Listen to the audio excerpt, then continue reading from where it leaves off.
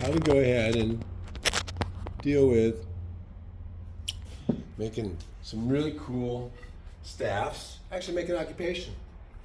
Make a living out of your garage. So how many of you would like to know how to take antique hardware, mainly things that you don't see very often? For example, this is a spindle. It's a black walnut made in probably 1895. It was all cut by somebody just about the size of a staff. Now, if you took this and combined it with something like this, then you create potentially a walking stick. Now, there's lots of kinds of walking sticks, admittedly, but I'm going to show you how you could be getting these from me and putting them together to make walking sticks that you could then sell and make a living to support your family. Now, from one of the cameras, you'll be able to see a whole selection of knobs right here. And I want to show you things that I think are interesting because you can actually use them to make these different types of walking sticks. So, as an example, here's a walking stick using a brass egg-shaped knob. This one in particular has a lot of weight to it. If you were to go ahead and smack somebody with it, break out their teeth, whack the side of their head up, it's actually quite a weapon in that respect. But for all intents and purposes, it really is just a walking stick. Now, this is because I might want to take it with me into an event. I might want to go downtown. I might want to go out someplace where I need a walking stick that I can bring into action quickly. Now, most people, no, you don't need one. You don't really need one. But if you decide you want to have one, why not have a nice one? So, there's lots of ways of doing that. If you want to go out fancy to the ball, or if you just want to go, here's another beautiful tip. You can see this is actually another nice doorknob set upon another nice spindle. There's lots of different kinds of spindles, so you don't have to be restricted to this. You could have something that's more along this line with a crystal, leaded crystal, hand cut. This was cut in the 1890s maybe. Very unusual piece. The knob itself is worth hundreds of dollars. Makes a nice decorative knob. A little ring on there so if it falls it doesn't hit the glass so easily. Nobody's going to think that you're going to beat them up with that.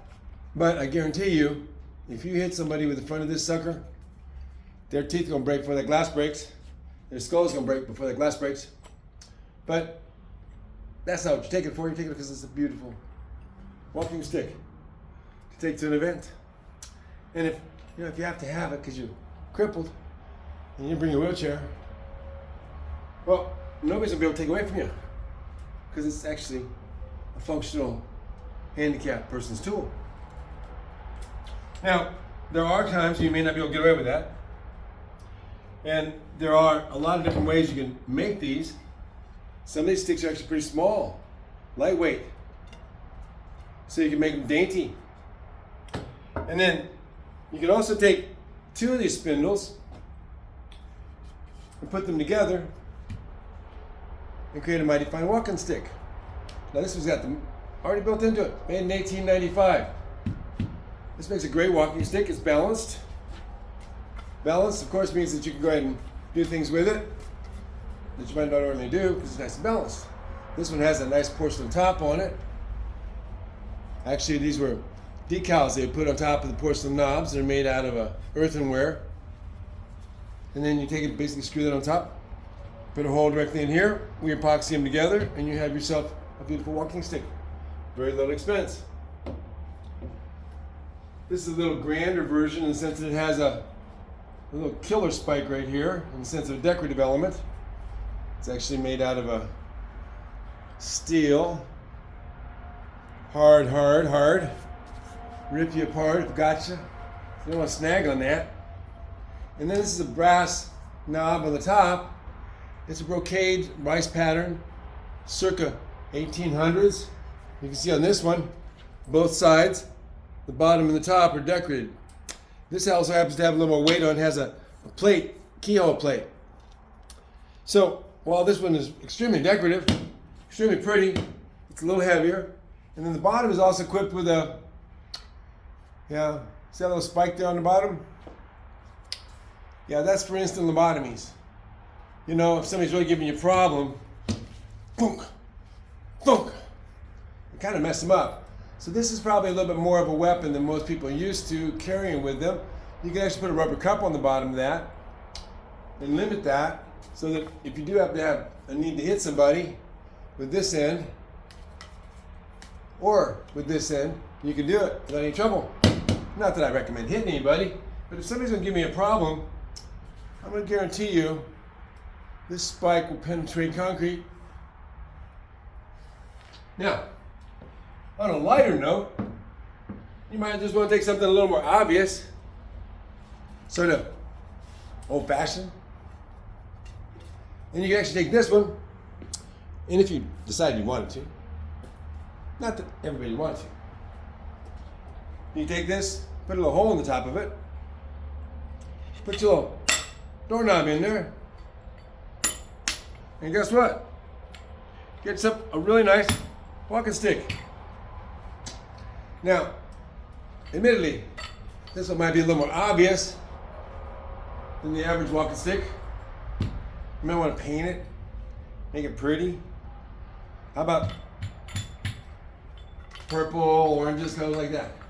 So this is the example of you might get in there, you might not make it through the inspections at the local portal for getting on your trip to the next trip up to Mars. We did a little skit. I'm going to show you that skit. So this is just one example. Now, on the knobs you could put on there, there's quite the selection. And if you decided you wanted to go ahead and convert your own little staff, cane, you can always just get knobs from us. Some of them can be as plain and simple, made out of beautiful copper or brass. You can get some that are crystal. I've got all kinds of knobs. In fact, the beauty of it is that if you really decide you want to do something like this, you don't actually have to buy all the knobs. Here's another nice piece. You can see how this has got a nice bottom to it already made. You put your pin in the bottom. The top, basically it just has to be round. You chop it off a little bit further back and you just put the knob right on there. And that one's actually set for a taller person. So if somebody had the knob, this would work for somebody 6'4". Whack. Just as well. Now, as far as the possible knobs, here's a few. Now, you can see decorative purple means it had manganese in the mold when they made the glass. And the manganese exposed to the sun caused it to turn purple. You can see the lightweight knobs. They're just going to be cast on the front. Early knobs are solid, like this. Has a nice nickeling on the edge. Really nice. Leave a nice set of lines. This one is actually cast iron with a brass band on it, for example. So there's lots of options, and I have hundreds and hundreds more. But the idea is you can take those and then combine them. And if you want that way, be able to take something with you for safety, just in case you're not allowed to carry in my favorite. That's a really fine one, but it just doesn't get past the gates usually. We tried it. Yeah, we did a little skit just to kind of show you what might happen if you wanted to get on there. We also figured out this one won't fly either. Makes a nice staff, but it just wasn't going to get past the guard at the airport. So we decided we wouldn't be able to take this. This is actually designed to be a hand and a half, you know, but really, it's rather obvious it's a weapon.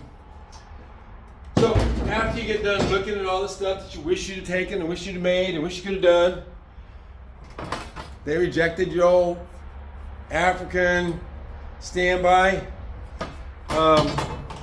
Sometimes these are just hard to fit into your luggage, but they're actually pretty effective. But again, who needs this on an airplane?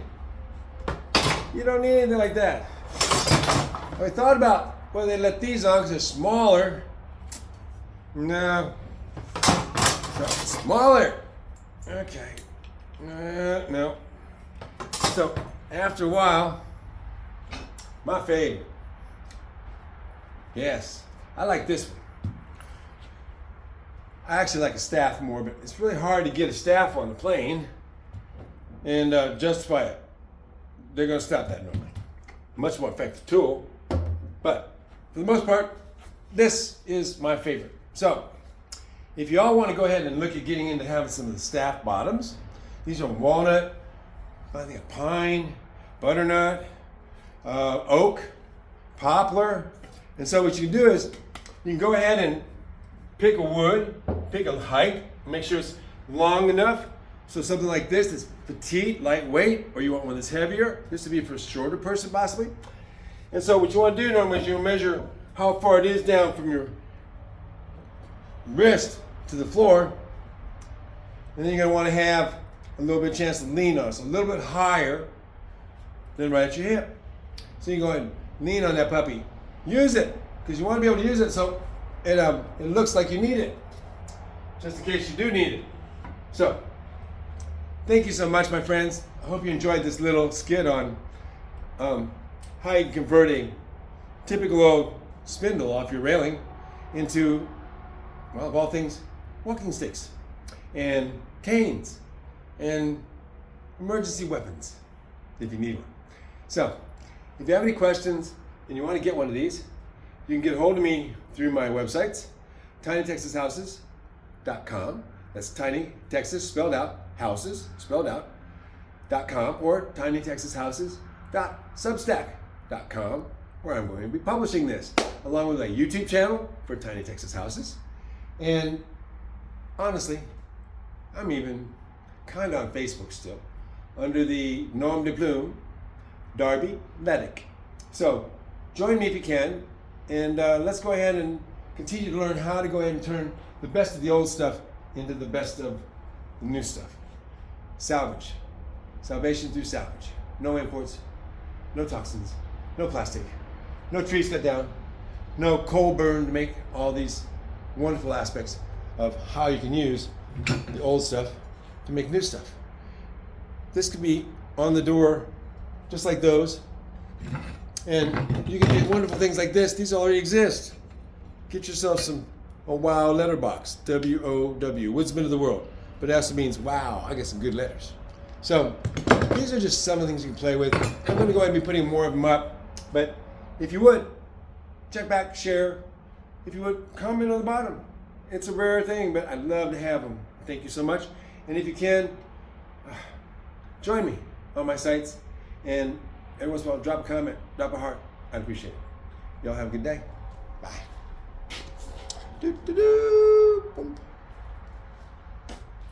And 2.